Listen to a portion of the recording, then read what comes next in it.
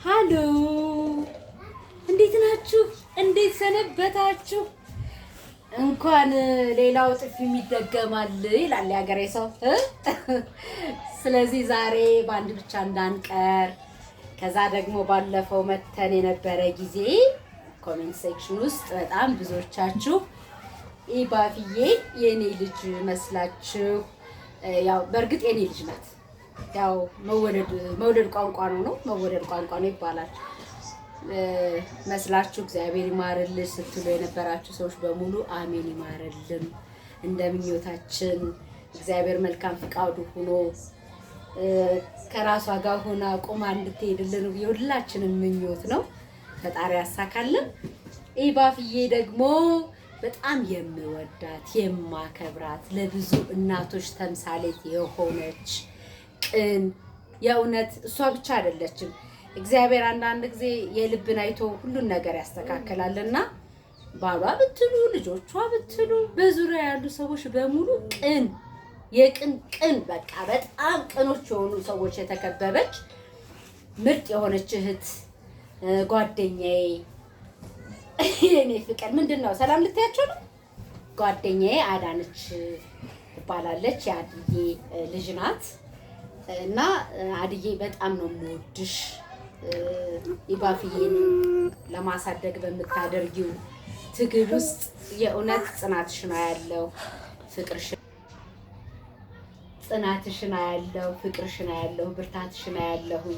ለብዙ እናቶች ደግሞ የእውነት በጣም ትልቅ አራያቸው ነሽና አዱዬ እግዚአብሔር ከዚህም በላይ አምላክ ጉልበትሽን ጤናሽን እንደው ልብሽን አይቀይረው ብርታቱን አብስቶ ይስጥሽ ማለት እወዳለሁኝ። እና ኢባፍዬ የአዱዬ ልጅ ናት እላችኋለሁ። ጥያቄያችሁን መልሻለሁ። ከዚህ በኋላ እግዚአብሔር ይማርልሽ የኔ እናት የምትሉ ሰዎች አዎ ልጄ ናት። ባልወልዳትም የጓደኛ ልጅ የራስ ልጅ ነው። ስለዚህ መልሴን ነግሬያለሁኝ። ኢባፍዬን ግን ዛሬ ድጋሚ ስላየኋት እጅግ በጣም ደስ ብሎኛል። አትይኝም እንዴ ዛሬ ውሻዬ እናቴ?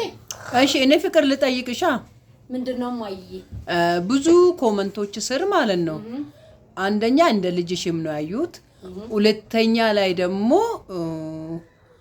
የመደንገጥ አይነት ስሜትም ያለባቸው ሰዎች አሉ። የፈሩና መጽሐፍም የፈሩ ሊኖሩ ይችላሉ። እስቲ በዚሁ አጋጣሚ ያው የእነዚህ አይነት የጉዳተኞች አምባሳደር በመሆንሽ መጠን እስቲ በዚህኛው ዙራ ላይ ምን ያህል ግንዛቤ እንዳለሽ እንዴት እንደሆነ ለምሳሌ እነዚህ ሰዎች ብዙ ጊዜ የሚወስዱት እንደዚህ አይነት ልጆችን እንደ በረከት አይወስዱትም፣ እንደ በረከትም አያዩትም። አንቺስ እንዴት እስቲ ከዚህ አያይዘሽ ለህብረተሰቡ ትምህርት እንዲሆን እኔ ልጄን አሁን እንደዚህ አሳልፌ ስሰጥ እንደዚህ ሳሳያ ለብዙዎች ትምህርት እንዲሆን ነው እና እስቲ በገባሽ መጠን። አዎ አዱዬ አመሰግናለሁ። ባለፈውም ተናግሬዋለሁ። ልጆች እንደዚህ አይነት ልጆች እርግማን አርጋችሁ የምትቆጥሩ ሰዎች ከራሳችሁ ጋር ልትማከሩ ይገባል። ልጆቻችን ስጦታዎቻችን ናቸው። ፈጣሪ ፈጽሞ አይሳሳትም ብያለሁ። ባለፈው ሁልጊዜ የምንለው ነገር ነው። አይሳሳትም፣ ምክንያት አለው። በተለያዩ ምክንያቶች እንደዚህ አይነት ልጆችን ሲሰጠን ህይወትን ሊያስተምረን ከውጭም እኮ ምናልባት ሲቆጥበን ቤት ውስጥ እንድንኖር ሲያደርገን ለምክንያት ነው። ካለ ምክንያት በዚህ ምድር ላይ ምንም ነገር ይመጣል ብዬ አላምንም። ያው ሳይንስ ብዙ ነገር ያወራል። ከመድኃኒት ትክክለኛ ያልሆነ የእርግዝና ሂደቶች ምናምን ብዙ ሊል ይችላል። ግን የፈለገ የሳይንስ ካልኩሌሽን ቢኖረው ፈጣሪ ለሚያደርገው ነገር ግን ሁልጊዜም በምክንያታዊነት ነው ብዬ አምናለሁኝና እንደዚህ አይነት ልጆች ሲመጡ ለኛ ጸጋዎቻችን ናቸው። በቃ የፈጣሪን እኮ ትግስቱን የፈጣሪ ፍቅሩን የምናይበት ነው። እኔ እንደዛ ነው የሚገባኝ። ይሰውረን ሁላችንን ነው። ምክንያቱም ቀላል አይደለም ድካሙ። ጤነኛ ልጅም ለማሳደግ በየቤታችን ስንት ዋጋ እንደምንከፍል ሁላችንም እናውቀዋለን። ይሄ ምንም የተደበቀ ነገር አይደለም። አንዲት እናት ወላጅ ከሆነችበት ጊዜ ጀምሮ ህይወቷን ትሰዋለች። ዛሬ ብቻ አይደለም አድገው ወልደው ከብደው ሁሉ ትሰዋለች። የኔ እናት እስካሁን ድረስ ከ4 ዓመት ህፃን ለይታ አታይኝ። ይሄ የሁሉም ወላጅነት የተሰጠው ጸጋ ነው። ግን ደግሞ ስፔሻሊ እንደዚህ አይነት ልጆች የሲፒ ብቻ ልጆች አይደለም፣ አካል ጉዳተኛ ያጋጥመናል የተለያየ መቼም እናውቀዋለን። እና እንደዚህ አይነት ልጆች ወደ ህይወታችን ሲመጡ ግን ቆም ብለን እንደው አንዳንድ ጊዜ እንደው ማታስዋሹ ፈጣሪ በጣም ስለሚወድን ከቤቱ ላይ አርቀት ፈልጎ ይሆን እላለሁ። ምክንያቱም መቼም እንደዚህ አይነት ልጆችን አይተን ይዘን ጧት ማታ ከመጸለይ ወደ ኋላ እንላለን ብዬ አላስብም። ሁልጊዜ ከሱ ጋር ንግግር ይኖረናልና እሱ ምክንያት አለው። እንደ ጸጋ እንቁጠራቸው፣ በምንችለው መጠን ተስፋ አንቁረጥ። ባለፈውም ተናግሬያለሁ። አሁንም ወደፊት የምለው ነገር ምንድነው? ተስፋ ፈጽሞ አንቁረጥ። ኢባፍዬ የመጀመሪያ ቀን የፖስተችውን ወደ ኋላ ሄዳችሁ አዱዬ ዩቲዩብ ላይ ብታዩት በጣም በሚገርም ሁኔታ እንደዚህ አልነበረችም። እንደዚህ አይነት አክቲቭ ልጅ አልነበረችም። ዛሬ ላይ እሷ ከሕክምናው ጋር እያይዛ ተስፋ ባለመቁረጥ ውስጥ በምታደርገው ሂደት ውስጥ ግን በጣም ብዙ ለውጦችን እያየን ነው። እህል ኢቭን በስነ ስርዓት መዋጥ እየጀመረች ነው። እንቅስቃሴዋ፣ አክቲቭነቷ፣ ሳቋ፣ ጨዋቷ በጣም ደስ የሚለውና እግዚአብሔር የተመሰገነ ይሁን። ለሌሎችም ማለት የምፈልገው እባካችሁ ይሄ እርግማ አይደለም፣ በረከታችን ነው። እንደ በረከታችን ደግሞ ልንጠብቀው፣ እግዚአብሔርን ልናመሰግንበት፣ ከዚህ በላይ እንዳይፈትነን ከሱ ጋር የምናወራበት እንዲሁም ደግሞ የተሰጠን እድል የምንጠቀምበት ስለሆነ ሁላችንም እዚህ ላይ ግንዛቤያችን ሰፋ ብናደርግ ደስ ይለኛል። እንደዚህ አይነት ልጅ እኔ ቢሰጠኝ ሶዋት እንዴ እንኳን ልጅን ያክል ነገር ጣታችን ገማ ብለን እንቆርጠዋለን እንዴ? አንቆርጠውም አይደለ?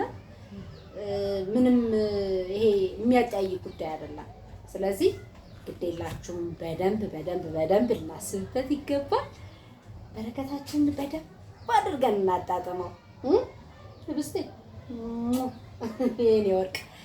ስለዚህ ሁላችሁም እንግዲህ ሁልጊዜም እንደምለው ባላቻችሁ ጊዜ ውስጥ የመጣችሁ ኢባፍዬን ብቻ አይደለም፣ በየጎረቤቶቻችን በየቤተሰቦቻችን ውስጥ ያሉ ሰዎች ይኖራሉ። እነሱ ፊት የሚባል ነገር እንደው በመድኃኒዓለም እንደው ልለመናችሁ፣ ከንፈር መምጠጥ መፍትሄ አይደለም። ከነሱ ጋር ግን ትንሽዬ ፍቅር መስጠት፣ ጊዜ መስጠት፣ እናቶቻቸው ወላጆቻቸውን አይዟችሁ ማለት ግን ትልቅ መፍትሄ ነው እና ያንን ነገር በማድረግ እነሱ ፊት የማይቀየር ፊት በማሳየት አጋርነታችን እንግለጽ ማለት እፈልጋለሁ። በዚህ አጋጣሚም ለበረከት የአካል ጉዳተኛና ወላጅ አልባ ህፃናት መርጃ ድርጅትን ለሚኩራ ሀያት ክፍለ ከተማ ላይ ሀያት አደባባይ ለሚኩራ ክፍለ ከተማ በስተጀርባ ይገኛል። ብቅ ብላችሁ እንድታዩ እጋብዛለሁኝ።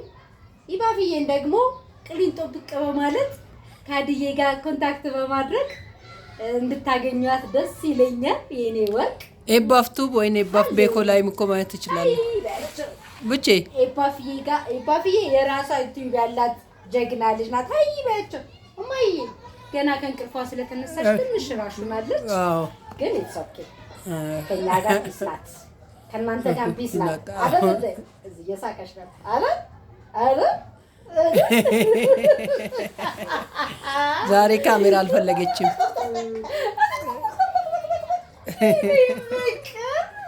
እስካሁን ፍቅር ይገኛል።